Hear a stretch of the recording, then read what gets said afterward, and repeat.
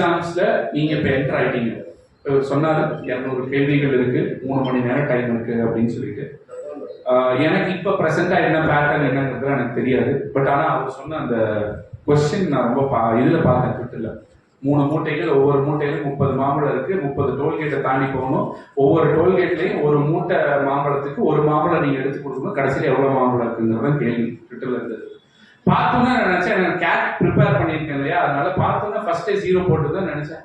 ரொம்ப ஈஸியா இருக்க மாதிரி இருக்கு. இப்படி ஒரு கேள்வி வைக்க மாட்டாங்க. அது நம்ம மக்கள் ட்விட்டர்ல எடுத்து போட்டிருக்காங்க, இதுல ஏதோ ட்விஸ்ட் இல்லாம நம்ம மக்கள் போட மாட்டாங்களே, ஏன் போட்டிருக்காங்க அப்படின்னு பார்க்கும்போது தான் ஓகே, ஃபர்ஸ்ட் ஒரு மூட்டைக்கு ஒரு மாம்பழம் கொடுத்தா 10 டோல்கேட்லயும் ஒரு மூட்டை காலி ஆயிடும்.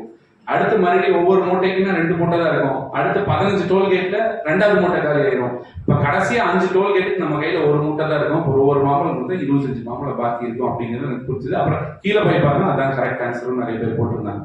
ஸோ இது மோஸ்ட்லி நான் என்ன சொல்லுவேன்னா காமன் சென்ஸ் தான் ஃபர்ஸ்ட். நம்ம இந்த ஆப்டிடியூடை பொறுத்த வரைக்கும் நான் மற்ற சப்ஜெக்ட் பத்தி பேச விரும்பல. நீங்க ரொம்ப இயல்பா காமன் சென்ஸா யோசிச்சீங்கன்னா, கரெக்டா யோசிச்சீங்கன்னாலே உங்களுக்கு ஆன்சர் வருது.